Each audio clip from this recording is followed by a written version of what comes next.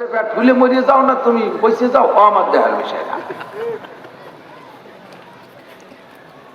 Operation অ্যাপেন্ডিসাইটিসের রোগী গেছে, তারা অপারেশন করবে, অ্যাপেন্ডিসাইটিস কাইটা বের করে দিয়েছে, সিলাইতে দিয়েছে, বাড়ি যে তুমি মরে গেলি, ডাক্তারের কিছু অসুবিধা না, আরো আগের থেকে বন সই নিয়ে নেয় যাতে তুই মামলা হতে না পারিস,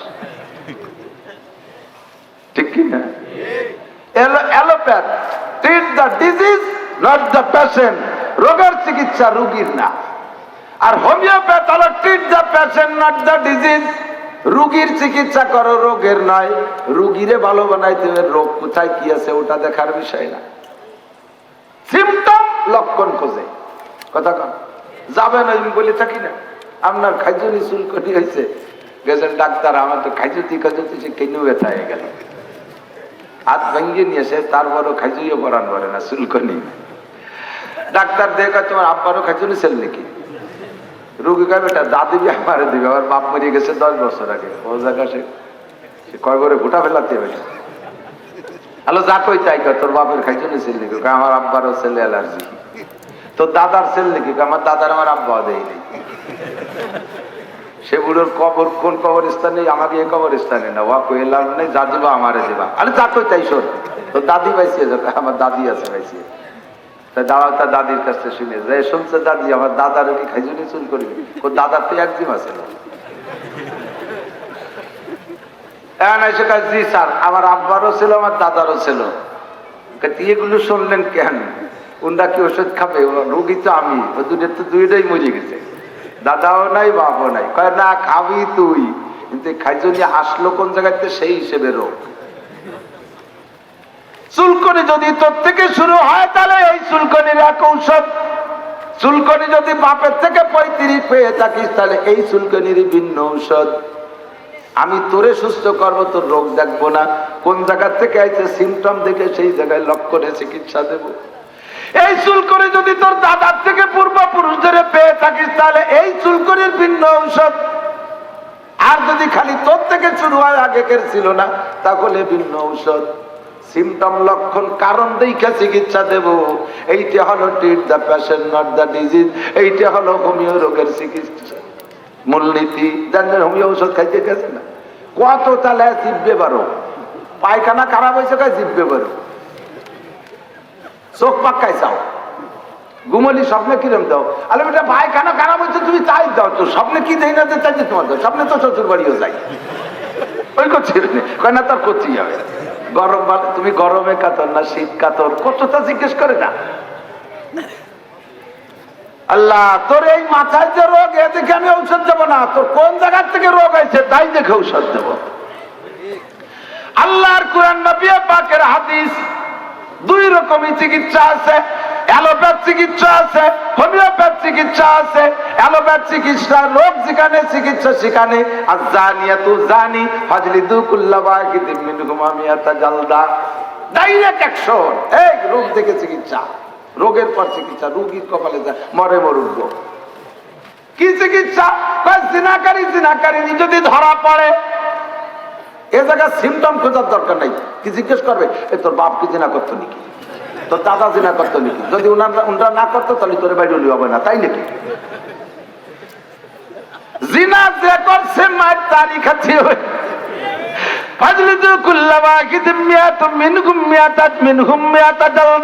প্রত্যেকটারে 100 করে পোড়া মারো। জিনা যে করছে ওরে মারো, ওর বাপ করতো না করতো, দাদা করতো না করতো, ওই যে শোনার দরকার নাই। ট্রিট দ্য ডিজিজ, রোগের চিকিৎসা করো।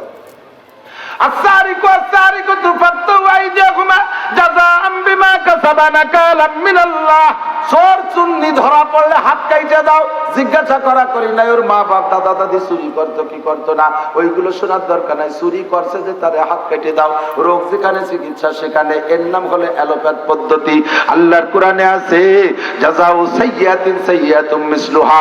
এ তোরে একটা বক্সির মাছের সাথে সাথে তুই না একটা বাইরে দে, তোরে টুঙ্গির ময়দানে মারছে যারা, তাদেরকে যেখানে পাবি সেখানে মারিয়ে দিবি। কথা বলেন?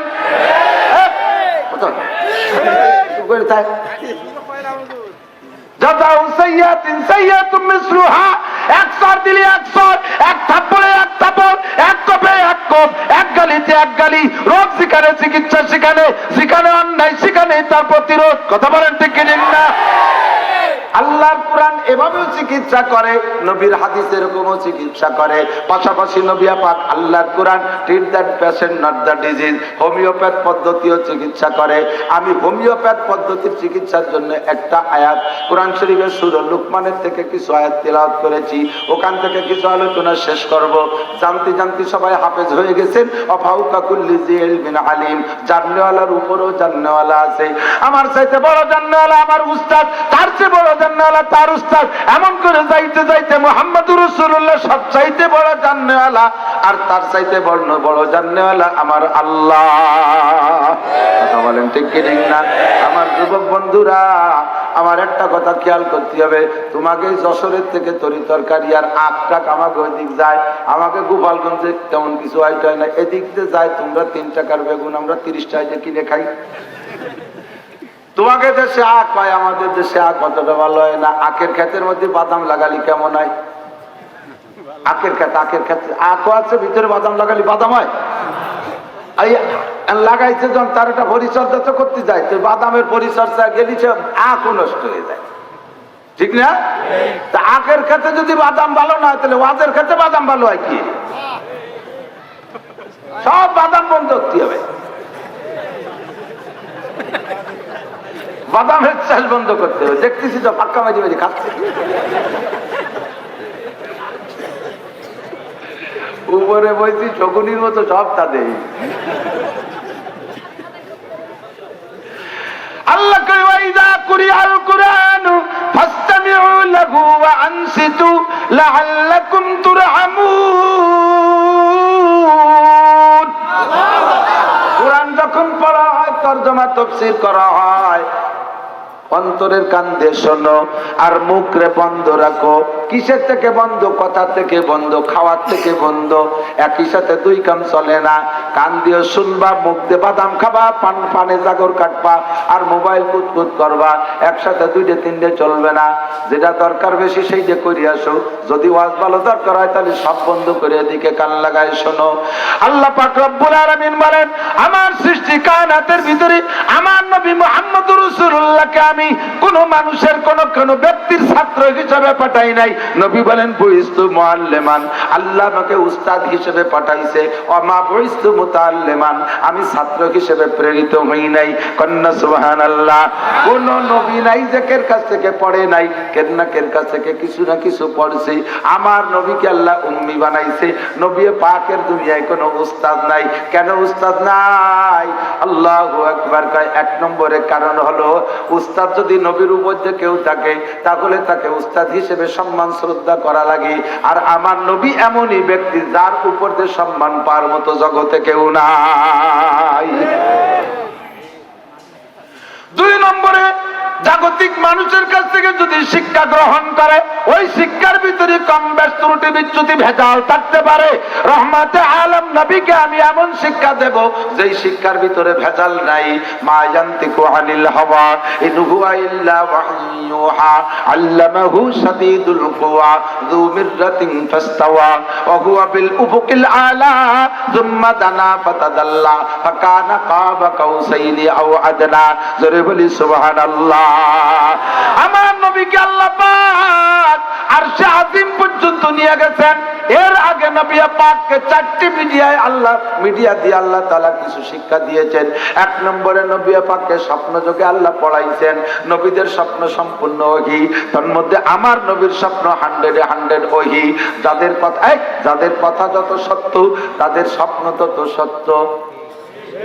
কথা বলেন? 3 বই যা কবা আলতু ফালতু স্বপ্ন চাই দেখবা। আর যিনি যদি আলতু ফালতু আজে বাজে কথা না কও, পিওর কথা বলো, স্বপ্নটাও তোমার পিওর হবে। ঠিক না? একজনের স্বপ্নে দেয় যে 1 থাল বড়ই বাটা খাচ্ছে। আমার এক সাথী কয়েক থাল বড়ই বাটা খাচ্ছে। আমি কি যে স্বপ্নে খাইছে, পয়সা করি তো লাগে না, তা বড়ই বাটা খেলি 2 থাল বিরিয়ানি খেতে। ও দিনই বড়ই বাটারে জন্মের পছন্দ করে, এই স্বপ্নেও বড়ই বাটা খায়। কয় না যে বিড়ালে ইঁদুর স্বপ্নে দেখে। যার কথা যত সত্য, তার স্বপ্ন তো সত্য। নবীরা কি মিথ্যে কথা বলেছে? সুতরাং সত্য কথার কারণে তাদের স্বপ্ন সত্য। আমার নবী স্বপ্নে দেখে যদি বলেন আমি স্বপ্নে পেয়েছি উম্মত, এইটা ফরজ, আমাদের বিশ্বাস করা ফরজ, আমল করাও ফরজ। নবী যদি স্বপ্নে দেখে বলে এইটা ওয়াজিব, আমি স্বপ্নে পেয়েছি, আমাদের বিশ্বাস করা ফরজ, আমল করা ওয়াজিব। নবী যদি স্বপ্নে দেখে বলে আমি এইটা সুন্নত হিসেবে স্বপ্নে পেয়েছি, আমাদের বিশ্বাস করা ফরজ, আমল করা সুন্নাত। নবী যদি স্বপ্নে দেখে বলে এইটা হারাম, আমাদের বিশ্বাস করা ফরজ, ওইটাকে ছেড়ে দিও ফরজ, ওই হারামের কাছে যাওয়া যাবে না। নবীকে আল্লাহ স্বপ্ন যোগে শিক্ষা দিয়েছেন। 2 নম্বরে আমার নবীকে আল্লাহ পাক ইলহামের মাধ্যমে শিক্ষা দিয়েছেন। ইলহাম বলে আমি বলে থাকি দোস্ত, ইলহাম মানে শেয়ারেট কানেকশন। ইলহাম মানে শেয়ারেট, বুড়োরা মনে হচ্ছে সিগারেট। শেয়ারেট শেয়ারেট ছোটদের কাছে শুধু নেই শেয়ারেট। এই যে দুটো মোবাইল আছে, দুটোর মধ্যে দুটো মেমোরি আছে, এই মেমোরিতে যা আছে এর মেমোরিতে নিতে গেলে এই শেয়ারের একটা ফাংশন আছে, কানেকশন দিয়ে দুটোর একসাথে সিনে সিনে মিশে ছড়াচ্ছিলি, ওর ব্যাটের মধ্যে যা আছে সব ওর ব্যাটের মধ্যে ছিল। যায় যায় তোমাদের এই আবিষ্কার যে তোমরা এই বুঝ পাইছো, আর আমরা ইয়া পয়দা হওয়ার 1500 বছর আগের থেকে কই যে এরকম সিনার থেকে সিনার ভিতরে মেমোরি থেকে মেমোরির মধ্যে যায়। কথা কোন ঠিক কি ঠিক কই না? নবী পাক গারে হেরা জাবালে নূরের ভিতরে একটানা 40 দিন ইতিকাফ করেছেন। 40তম রাত লাইলাতুল কদর। ফানাজালা জিবরাইল ইলা মুহাম্মাদিন সাল্লাল্লাহু আলাইহি সাল্লাম। জিবরাইল নবী পাকের কাছে মানুষের রূপ ধারণ কইরা আইসা সামনের পর বসে তাই ইকরা মুহাম্মদ পড়ো, পালা মা নবী কারি। ও ভাই তুমি কি রাতে যাইছো? আমি তো জীবনে কোনদিন লেখাপড়া করি নাই, আমি পড়তে পারি না। সুম্মা কালা ইকরা, আবার কয় পড়ো। নবীকে বললাম না যে পড়তে পারি না, আমি কোনদিন পড়ালেখা জানি না। সুম্মা কালা ইকরা, আবার কয় একটু বলো, কয় বললাম না যে পড়তে পারি না। ফাকাত্তা জিবরাইল, এবার জিবরাইল নবী পাককে বুকের সাথে লাগাইয়া শেয়ারের কানেকশন দিয়া একটা চাপা দিয়া মেমোরি টু মেমোরি সংযোগ তৈরি করে ছেড়ে দিয়েছে। নবী কয় ইকরা বিসমি রাব্বিকাল্লাযী খালাক, খালাকাল ইনসানা মিন আলাক, ইকরা ওয়া রাব্বুকাল আকরাম আল্লাযী আল্লামা বিল কলম, আল্লামাল ইনসানা মা লাম ইয়ালাম। জোরে বলি সুবহানাল্লাহ। এই মেমোরিতে যা ছিল সব ওই মেমোরিতে চলে গেছে। এমনই করে উস্তাদের সিনা থেকে ছাত্র সিনায় এলেম যায়, পীরের সিনা থেকে মুরিদের সিনার মধ্যে এলেম যায়। কথা বলেন ঠিক কি না? নবী পাকের সিনা থেকে সাহাবায়ে কিরামদের সিনার মধ্যে এলেম যায়। এই কথা আমরা 1000 বছর আগে থেকে কইতাম। নাস্তিক মুরতাদ বেঈমান কাফের মুশরিক ইহুদ নাসারা গডফাদার দাদা বাবুদের বংশ বেঈমান কাফের মুশরিকরা এই কথাগুলো নিয়ে ঠাট্টা রঙ্গ কইতো। মৌলভীরা কত বড় গাঁজাখোর, লাইব্রেরি আলমারি বই পুস্তক পড়ায় তাই ম্যাট্রিক পাস করাতে দেবেন না, উল্টো হইতে বার হয়ে যায়। তাই ফেল করতে যা লাগে তাও পায় না। হ্যাঁ, একজন আমার কাছে দোয়া চাচ্ছি, এই যে আল্লাহ আমার মোবাইল এই যে একটু লম্বা, সেই যে তারটা চওড়া একটু কবে মাজাটা কোমরটাই গবে মুঠির মধ্যে ধরা যায়, দেখলি তো বোঝা যায় এই গ্রুপ কোন গ্রুপ। ও মাল খাইয়ে তা লড়াই গেছে। এই মাল খাওয়ার অবস্থা এরকম হয়, কথা কর না। একটা যে আটে 2-3 জন শরীর ধরি, একটা করে বুড়ি যাবো, একটা ধরি এবারে বলে কাকা মাল খাইতে বলে তা লড়াই গেছে, চাকা সিলিপ করতেছে, বুঝি যাবো একটু দড়াই ধরি না। প্যান্টটা বসছে সত্যি 5,000 টেমাটুমো সব বাড়ে গেছে। বাম ধরে চুল, ও আচ্ছা আমার কাছে একটি পরীক্ষার দোয়া নিচ্ছি, মোবাইলের এরকম ধরে মোবাইল সে আমার সাথে মুসাফা। আমি পেলাম তুই কি কজন দোয়া করেন, আমি ম্যাট্রিক পরীক্ষা দেবো, আল্লাহ যেন ভালো রেজাল্ট। তুমিও পাস করবা। একটু 4 আঙ্গুল বাম ধর, তুই তোর হাতে এত বড় মোবাইল, ওর মধ্যে কি আছে আমি জানি, অত আমারও আছে, অত বড় রাজি মাঝারি ধরুন, ওর মধ্যে কি আছে সব জানি। তুই এই ম্যাট্রিক পরীক্ষা দিবি, তোর ওই হাতে একটা তুমি পাস, তুই ফেলও করতে পারবি না, ফেল করতে যা লাগে তাও পাবি। মুখ খান ঢুকে গেছে, আমার তো দেহ মেজাজ খারাপ হয়ে গেছে। তার ছাত্র বয়স অত বড় মোবাইল তারাতে কেন থাকবে? বেজার হয়ে উঠে চলে গেছে। দেখলাম যে জীবনের তরে উস্তাদ হুজুরের কাছে আর আসবে না, ওর আকিদা খারাপ হয়ে গেছে ধমকে। আর তাহলে হুজুরের কাছে দোয়া নিতে যাওয়া যাবে না, সামনে গেলি পারা হরিপদর কাছে যাবে। এই হুজুরে ডাকলাম, শুনে এদিকায় এবার আসতে নালে এদিকে আমার কাছে ডাইকে নিয়ে কোলের ভিতরে ঢুকাইয়া বুকের সাথে মাথাটা মিশাই কইলাম, মাথা চুল এত বড় বড় চুল কিতে দিও আন্দাজ হয়। চুলের মধ্যে আর্ধেক করলাম যে 20 চুল কয়টা কাটি ফেলাই দিতে পারবি? আমার কাছে ওয়াদা কর, 3-4 ওয়াদা করবি, আমি তোর জন্য আজকে রাত্রে 2 রাকাত নামাজ পড়ি আলাদা ভাবে দোয়া করবো, তুই ইনশাআল্লাহ ভালো রেজাল্ট করবি। কইলে এই কান দিয়ে দিছে, ধমক দিচ্ছি যখন বুকে টেনে নিছে, ওর আবেগে আম সামলাতে পারতেছে না। এত বড় হুজুরের বুড়ির মধ্যে মাথা দিছি, ও কান্দে দিছে, হুজুর আপনি যা বলেন আমি সব মানবো। এক করে যাইয়ে চুল কাটবি, কাটবো না চাইছি ফেলাই দেবো। 2 নম্বরে মোবাইল হাতে রাখতে পারবে না, জি হুজুরা ফেলাই দেবো, কোনোদিন রাখবো না, বাড়ি করে দিয়ে দেবো। 3 নম্বরে ফাঁসা বাইরে প্যান্ট করতে পারবি, পয়সা আর নেই, খুঁজে ফেলাই দিতাম লুঙ্গি থাকলে। 4 নম্বর নামাজ ছাড়বি না কোনোদিন, জি হুজুর। এই 4টে কথার পর তুই আমল কর, আমি তোর জন্য আজ রাত্রে 2 রাকাত নামাজ পড়ে দোয়া করবো। সত্যি মাহফিল শেষে ওর কথাই মনে পড়ে গেল, 2 রাকাত নামাজ পড়ে দোয়া করলাম। পরবর্তীতে খবর ওই ফোন করছে, হুজুর আলহামদুলিল্লাহ আমার রেজাল্ট আশার চাইতে বেশি ভালো হয়ে গেছে, আমি পরীক্ষা দিয়েই হুজুর তবলিগে চলে যাচ্ছি, পরীক্ষা শেষ, আমি 2-3 দিনের মধ্যে তবলিগে যাবো, সিল্লাই যাবো। আল্লাহ, এই যে বিজ্ঞানী পার্টি, এদেরও দাবি ছিল এইরকম যে বস্তা বস্তা বই ফলাইয়া পাস করাতে পারি না, ফেলও করাতে পারি না। আর মৌলবীরা সিনের মধ্যে সিনে এলেম নাই, পাইপ নাই, তার নাই, হুটো নাই, কোন যে যায়। আমি বললাম যে ফামা জবাব জবাব না, আমরা আজকে কই না, আমরা কই যে বাপের কবরের দ্বারে মানজারা কবরা বই আমার জুমুয়া বুকির এলাকা মা তাকাদ্দামা মিনবেন, কবরস্থান কে এই জানি সামনে ওই বসে। যেই ব্যক্তি তার জুমার দিন আব্বা মার কবর জিয়ারত করতে কাছে যে দাঁড়াইয়া জিয়ারত করে, তার আব্বা মার জীবনের সমস্ত গুনাহ আল্লাহ মাফ করে দেন। কাছে যে বলবা সূরা ফাতিহা একবার, সূরা ইখলাস 3 বার পড়ে হাত তুলবা, মনে মনে দোয়া করবা, রব্বির হামহুমা কামা রব্বায়ানি সগীরা। রব্বুল আলামিন, আমার শিশুকালে আমার আব্বা মা আমার জন্য কত কষ্ট করেছে, মায়ে না কে খাওয়াইছে, আব্বায় না পরে পড়াইছে, বুকের উপরে করে আমাকে ঘুমাইছে, আমি বিছানায় পেশাব কইরা পুরো কাঁথা তো চোখ ভিজাই ফেলতাম, আমাকে মা বুকের পর শোয়াইয়া ভিজে জায়গায় মা শুয়ে থাকতেন। আব্বা আমারে কত কিছু খাওয়াইছে, কত কিছু পড়াইছে, ওই আব্বা মা বেঁচে থাকলে আমি কোন তাদের খেদমত করতাম। তোমার কবরে তোমার কোলে সাপর্দ করেছি, মালিক রে ইরহামহুমা কামা রব্বায়ানি সগীরা। আল্লাহ, তুমি আমার আব্বা মাকে তুমি ওই রকমই যত্ন করো যেমন তারা আমাকে শিশুকালে যত্ন করেছিল। রহমাতে আলম নবী বলে, তুই হাত তোলার সঙ্গে সঙ্গে গুফিরা লাহু মা তাকাদ্দামা মিন যামবিহি, সমস্ত গুনাহ আল্লাহ মাফ কইরা দেয়। পুরো বিশ্বাসে নিয়ে দোয়া করাইতে হবে, একথা শুনি নাই দোস্ত কোন বুজুর্গ করে নিয়ে কবরে জিয়ারত করাইলে ফজিলত হবে, এটা অতটা গুরুত্বের সাথে আসে না। সন্তান জিয়ারত করলেই ফজিলত, পড়লে 1 খতম কুরআনের সব কবরে চইলা যায়। ওরা কয় কবরে ফুটো তো নাই, সব জায়গা জীবন ধরে তুইছো, যাই কোন জায়গায় দিয়ে। আমি কইলাম চট্টগ্রামের মোবাইলের বিকাশের দোকানে 5,000 টাকা দিলে যদি যশোরের মোবাইলের বিকাশের মধ্যে ঢোকে চট্টগ্রামের মোবাইলে টাকা দিলে যশোরে ঢোকে? ও বাইক তো দেখলাম না, তা তো উড়িয়ে আসতে দেখলাম না, ওরা তার ফুটো মুটো নাই, তো কোন তো ঢুকে তোর বিজ্ঞানী বিজ্ঞানী, তোর একটুকেরটা মাথা, বিলের মাথার মতো একটা মাথা, ওর মধ্যে পটাখানি গিলু, তাইতে যদি তুই এমন আবিষ্কার করতে পারিস যে চট্টগ্রামের মোবাইলে টাকা দিলে যশোরের মোবাইলে ঢোকে, আমার আল্লাহর কুদরত তার চাইতে কোটি গুণ বেশি। উপরে 3 কুল হু বললে কবরে ফুটো লাগে না, এমনি কবরে সবের টাকা যায়।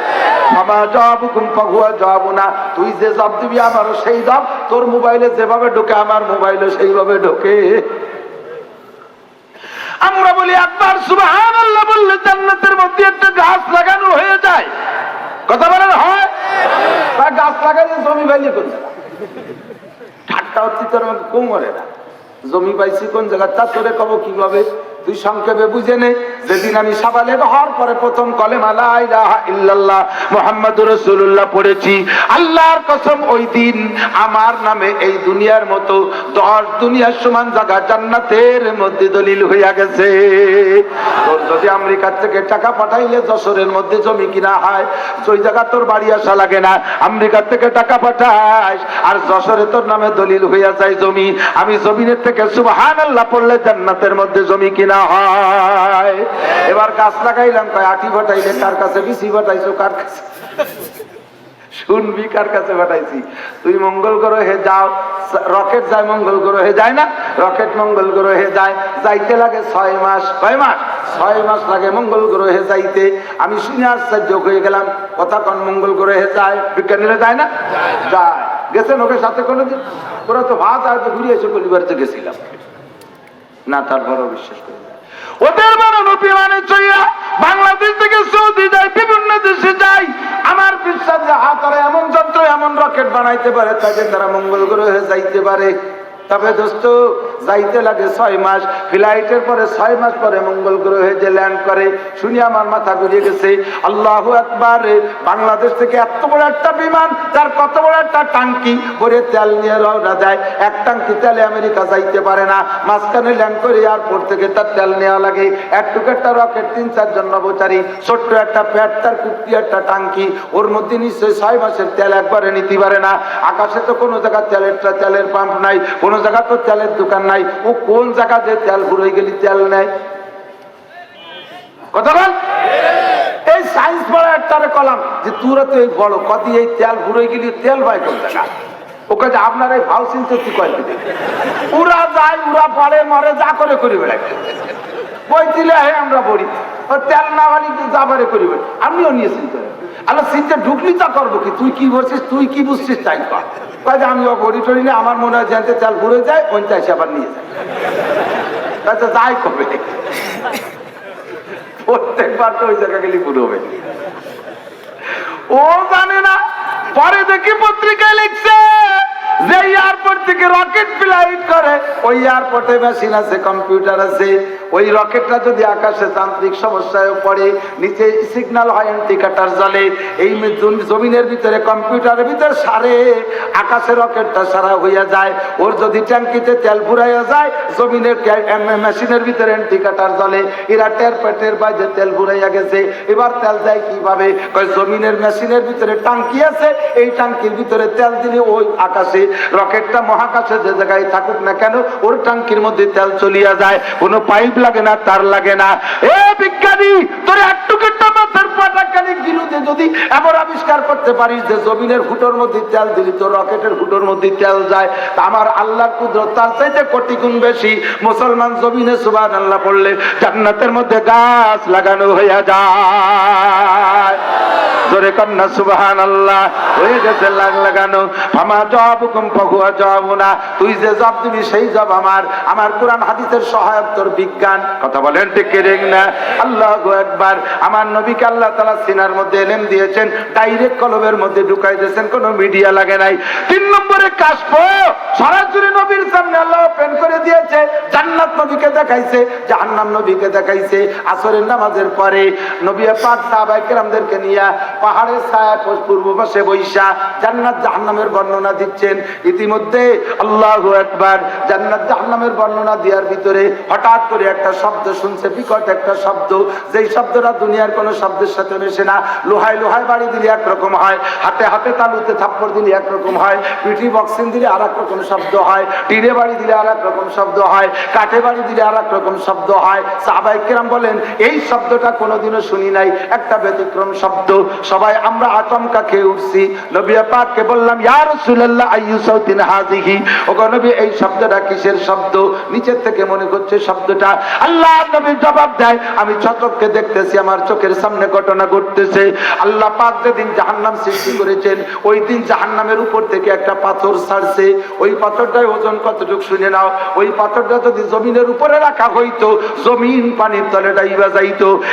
এত ওজনওয়ালা পাথর আল্লাহ পাক জাহান্নামের উপর থেকে ছেড়েছে, যেদিন জাহান্নাম সৃষ্টি করা কমপ্লিট হয়ে গেছে সেই দিন ছাড়ছে। আর ওই পাথরটা যাইতে যাইতে যাইতে যাইতে আজকে এই মুহূর্তে জাহান্নামের তলদেশে পৌঁছলো। কত গভীর! প্রায় মধুমতি নদীর সমান গভীর, পদ্মার সমান। মুসলমান জেনে নাও, এবার নবী আমার বলেন ইন্নাল মুনাফিকিনা ফিদ দারকিল আসফালি মিনান নার। এর উপরে উপরে থাকলে মাঝে মধ্যে আল্লাহর চোখে দেখা পড়তো, আল্লাহ হয়তো মায়া করে টান দিতেন। আল্লাহ দেখে না তা না, উপরে উপরে ভাসমান থাকলে জাহান্নামের উপরে যদি ভাসতে থাকতে আমার নবীর চোখে পড়লে নবী দোয়া সুপারিশ করতো। কিন্তু এমন জায়গায় নিয়ে রাখছে ওই পাথরটা সেই দিন ছাড়ছে আর আজকে মাত্র কেবল নিচেই গেল। বুঝে দেখো জাহান্নাম কত গভীর। আর যত মুনাফিক আছে সমস্ত মুনাফিকের স্থান হবে জাহান্নামের ওই তলদেশে। সাহাবায়ে কেরাম বললেন ওমা আয়াতুল মুনাফিক ইয়া রাসূলুল্লাহ। হুজুর মুনাফিক কি? মুনাফিক তো বুঝলাম না, মুনাফিক কারে কয়? কবে? আল্লাহর নবী বলেন আয়াতুল মুনাফিক সালাসা। সাহাবায়ে কেরাম জেনে নাও, এ মুনাফিক জাহান্নামের ওই তলদেশে থাকবি। মুনাফিকের আলামত তিনটা। ইজা হাদাসা কাযাবা, কথা কয় ফাঁকে ফাঁকে মিথ্যে কথা কয়। আছে না নাই? অনেকে আছে 100টা কথা কইলে 99টাই মিথ্যে কথা কয়। ইজা হাদাসা কাযাবা 1 নম্বর মুনাফিক। 2 নম্বরে ওয়াইজা ওয়াদা আখলাফা, ওয়াদা করলে খিলাফ করে। শুক্রবারে টাকা দেবো ভাইজান 5000 টাকা দেন, বছরের মধ্যে আর শুক্রবার আসে না, সপ্তাহ হয়ে গেছে মাত্র 6 দিনে। শনি রবি সোম মঙ্গল বুধ বৃহস্পতি, শনি রবি সোম মঙ্গল বুধ বৃহস্পতি, শুক্রবার মুছেই গেছে। আছে না নাই? ওয়াদা আখলাফা, ওয়াদা করলে খিলাফ করে। এইটাও মুনাফিক। তোর জায়গা হবে ওই পাথর যে জায়গা যে ঠেকছে ওই জায়গা।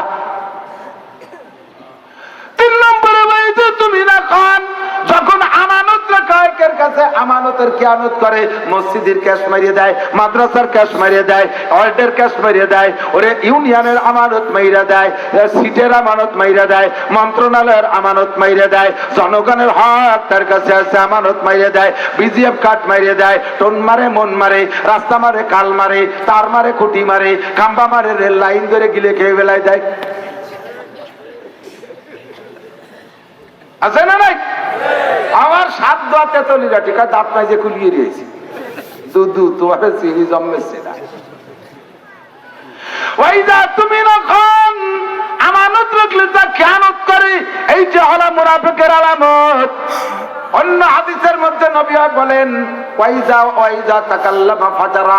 এ শোনো যুবক, ভালো করে মনে রাখো, বুড়োরাও পর্যন্ত, এত বড় এক গাল দাড়ি, এই দাড়ি মুখে অবস্থায় এমন এমন পাঠার মতো বকানি দেয়, কেমন যেন দাড়ি কাটা জড়িয়ে যাচ্ছে, এইরকম গালাগালি কাজাকাজি করে। নবী কয় মুনাফিকের আর একটা আলামত শুনে নাও, ওয়াইদা তাকাল্লামা ফাজারা। কথা বলতে গেলে ফাঁকে ফাঁকে গালাগালি করে, কাজাকাজি করে, অকথ্য ভাষা ব্যবহার করে। জবান, এই জবান দিয়েছে আল্লাহ। আল্লাহকে আর রহমান আল্লামাল কুরআন, খালাকাল ইনসান আল্লামাহুল বায়ান। এ মুসলমান জেনে নাও, জবানের মালিক কে? কথা বলায় কে? জিহ্বা থাকলেই কথা বলা যায় না। ছাগলের তো জিহ্বা আছে, সে তো কথা কয় না। গরুরের জিহ্বা আছে, সব নাড়াচাড়া দিলে হাম্বা হাম্বা শব্দ হয়। মুরগি মোরগের জিহ্বা আছে, তারা কথা কইতে গেলে কুক কুক শব্দ হয়। আর তোমার জিহ্বাটারে নাড়া দিলে কত সুন্দর কথা হয়। সুতরাং জিহ্বের কোনো ক্ষমতা নাই, জিহ্বের মালিকের ক্ষমতায় কথা বলো। এই জবানকে যদি অকথ্য ভাষায় ব্যবহার করো তাহলে ধরা পড়িয়া যাইবা। আমার হুজুর জসরি হুজুর আজকে ওখানে বয়ান করছে, এখানে বলছে নাকি জানি না। আল্লাহ নবী বলে মাইয়াজ মানলি মা বাইনা লাহিয়াইহি ওয়া মা বাইনা রিজলাইহি আজমান লাহুল জান্নাহ। 2টা অঙ্গ দেখতে বড় ছোট, কার তার কাম কিন্তু অনেক বড়। জিরমুহু সগীর ওয়া জুরমুহু কবীর। বডিটা বড় ছোট কিন্তু তার অন্যায় বড় বড়।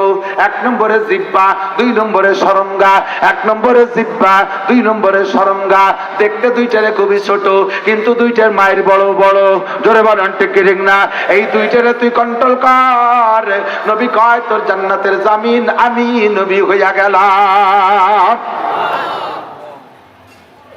কামাল আসতে दरना फुसे इंसा सुखान तू खुदरा बगुप्तार ना किस्मकुन शेख सादी বলেন কামালাত দরনা ফুসে ইনসা সুখান তু খুদরা বগুপ্তার না কিসমাকুন মানুষের যোগ্যতা ফুটে ওঠে জবানের দ্বারা কথা বলেন ঠিক কি না বাংলার জমিনে কত মানুষ ছিল বঙ্গবন্ধু শেখ মুজিবুর রহমানের এক সরোয়ার্দী উদ্যানের একটা ভাষণে 7.5 কোটি মানুষ জীবনের মায়া ছেড়ে দিয়া যুদ্ধে নেমে পড়েছিল জাকামালাত দরনা ফুসে ইনসা সুখান তু খুদরা বগুপ্তার না কিসমাকুন ওই জবানকে যদি উল্টো ভাবে ব্যবহার করো সাতবক মাটির নিচে যাইবা যাবা কেউ টাইনে উঠাতে পারবে না কথা বলেন ঠিক কি না আল্লাহু আকবার মুনাফিকের 4 নম্বর আলামত হলো ওয়া ইজা তাকাল্লামা ফাজারা যখন কথা কয় বা গালাগালি করে এ গালাগালি কাজাকাজি করনেওয়ালারা ভালো করে শুনে নেই আমার নবীকে আমি মেরাজের রাতে জাহান্নামের ভিতরে দেখতে গেলাম যে দেখি এক শ্রেণীর মানুষের মুখের মুখের আকৃতি একটু জরুরি হইলে একটু জমক যে কথা বলি রাখ করেন না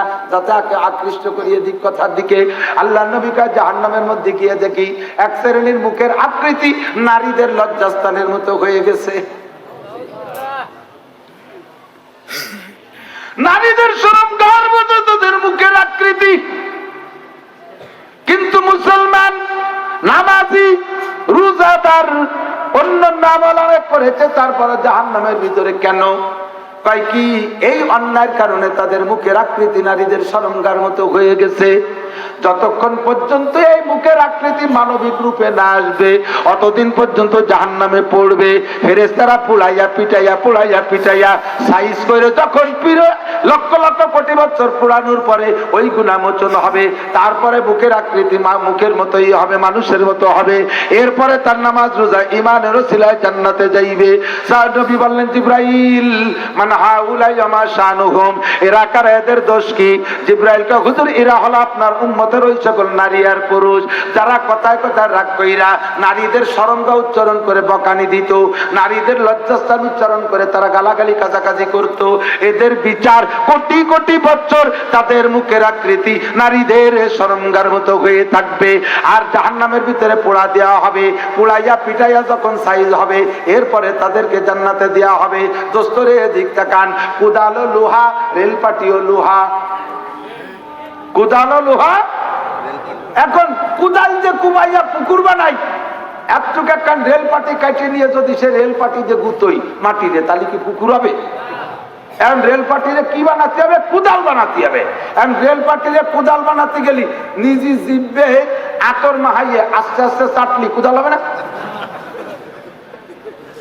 তুলে যে মালিশ করলে হবে ওরে কামারের কাছে দিতে হবে কামার 2 ঘন্টা পুড়াইয়া লাল বানাইয়া পিটেতি পুড়াবে পিটাইতে এরপরে সেফটা হবে আবার পুড়াবে পিটাবে করতে রেল পাটির চেহারা বাদ যায় এবার কুদালের চেহারা আছে ঠিক না এরপরে পিছনে একটা স্বামী বানায় একটা আষাঢ়ি লাগাই দেবে এর নাম কুদাল চাইতে মাটি কাটা যাবে ঠিক না রেল পাটিতে কুদাইয়া পুকুর হবে না ওরে পুড়াইয়া পিটাইয়া কুদাল বানাতে হবে তারপরে পুকুর আল্লাহ কয় তোর চেহারা হয়ে গেছে নারীদের শরমগার মতো এবার দেখবেন কর্মকাররা এই কুদাল কাণ্ডে পুড়াইয়া একেবারে ফাইনাল যখন হয়ে গেছে কুদাল শেষবারের মতো একটা পোড়া দেয় ওই পোড়া দিয়েই কি দিয়ে দেয় নাকি কি করে পাশে মালসা পাড়া পচা পানিতে ওর মধ্যে একটা সুগনি দেয় ঠিক না পানির মধ্যে সুগনি দিয়ে তারপরে মালিকের হাতে ধরায় যায়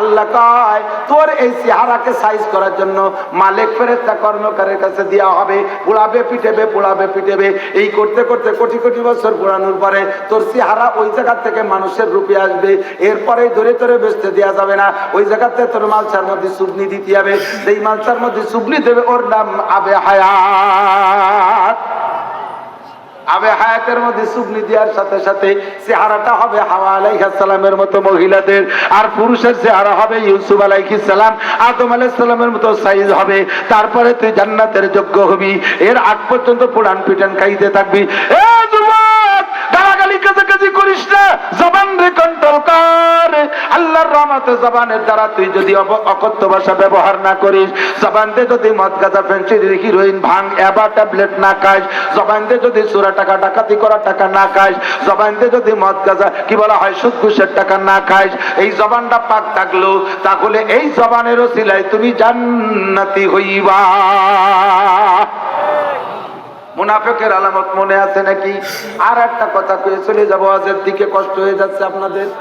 আমার কষ্ট হচ্ছে জন্মের আর ডেলি রাত্রে 2টা আবার শিয়ালের মতো দৌড়ে বেড়াই, ঘুমানোর সময় পাই না রাতবার। আর তার চাইতে বড় কষ্ট হলো মিয়া, জীবন দিয়া যায় কিন্তু পকেটের টাকা দিয়া ভারী কঠিন।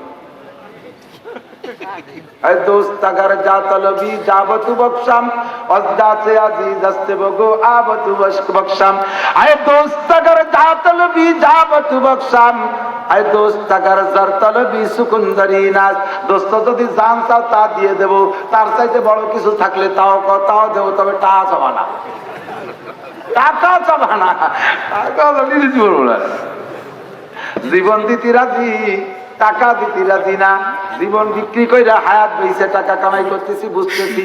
আমার সমসাথী যারা তারা অনেকেই দাড়ি পাকে নাই, বুড়ো ভাই নাই, আমার চাইতে 2-4 বছরের বড় স্বাস্থ্য ভাইরা প্রতিবেশী, এখনো তাদের সামনে দাঁড়াইলে আমার মনে হয় যেন তাদের সে 10 বছরের বড়। বুড়ো হয়ে যাচ্ছি। আমার বড় মেয়েটা সেদিন শুনি যে তার মার কাছে কইতেছে, আম্মু আমার আব্বুর আর ওয়াজ করতে মানা হবে। আমার আব্বু ওয়াজ করে করে বুড়ো হয়ে যাচ্ছে, ঘুমাতে পারতেছে না। আমার ওই কাকারা কোনার সাথে বড় ওনারে নাম ধরে ডাকে, তারা বুড়ো হয়নি, আমার আব্বু বুড়ো হয়ে যাচ্ছে, আমার আব্বু ওয়াজ করতে মানা করে। শুনে কান্দিয়ে দিছি, তারও আমার প্রতি মায়া, কিন্তু শ্রোতাগার কমিটির লোকের মায়া নাই। হুজুর আজকে 3 ঘন্টা মরবাস যাইতেই হবে।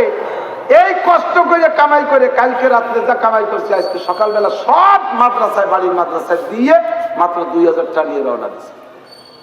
ড্রাইভার কয় হুজুর তার তেল নাই। আমি কই যে 1000 টাকার কেন্দ্রে যশোরের পয়সা দিলে আসার সময় তুমি নিয়ে এসো, আর যদি না দেন তাহলে হুজুরের নিয়ে যাও। ঠিক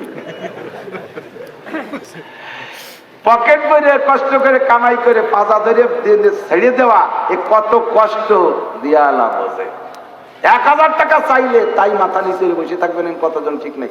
এ ভাই না যেন চলে যাও না, তার নাম করছি মনে হচ্ছে এমনি বুঝি কালেকশন করবো না, তাই মাদ্রাসা চালাবো কি দিয়ে?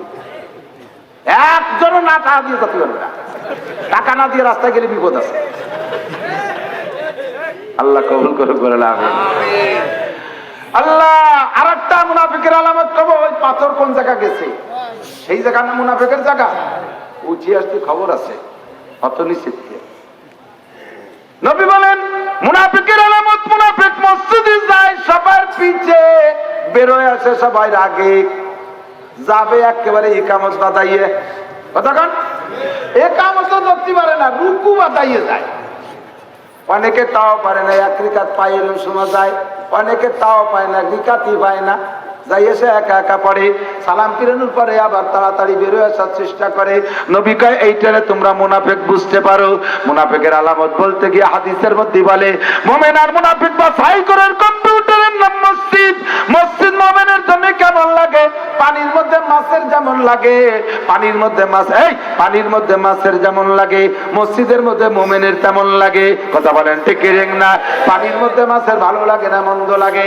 পানি যত ঠান্ডা হোক না কেন, আপনি যদি পুকুরের পাড়ে যে বলেন এ কই মাছ, তোরা পানির তলে কালাই যাচ্ছিস, আমাকে বাড়ি কুয়েতের কম্বল আছে উঠিয়ায়, কইলে কি সব কান ভেবে উঠি আসবে নাকি? ওর ভিতরে তো মিক্সি মারিয়ে কয় মাঝে মাঝে কেল্লানি দেখে, তোরা কয় মাঝে ঘুমা, আমি ধ্যান আছি, ভালো হইয়াছি। পানির মধ্যে যতই ঠান্ডা হোক আমি ভালো আছি। পানির মধ্যে মাছের যেমন লাগে, মোমেনের মসজিদের মধ্যে ওই রকম লাগে। জোহর পড়তি যে আসর পড়ে আছে, আসর পড়তি যে মাগরিব পর্যন্ত, মাগরিব পরে চিন্তা করে আর মাত্র 1.5 ঘন্টা পর ঈশা, একবারে ঈশা পড়ে বের হই। ঈশা পড়ে হুজুরের নিয়ে তালিমি বসছে, তালিম শেষের পরে মাসরা মাসের আলোচনা করতে করতে রাত 1টা বাজে। এবারকার হুজুর বাড়িতে বুড়ি দরজা খুলবে না, খালি খালি এই জায়গায় তাই। আল্লাহর ঘরে যে মজা, ঘরের মধ্যে সে মজা নাই। বাড়ি যদি এই রাত্রি যায়, বুড়ি এবার খেচন মেচন শুরু করবে না, তার চাইতে আল্লাহর ঘরে থেকে এখানে কোনো সই ঝামেলা নাই। কথা বলেন ঠিক কি ঠিক না? একবারে বজর করে ইশরাক করে বাড়ি যায়, মসজিদ ছাড়া তার কোনো জায়গা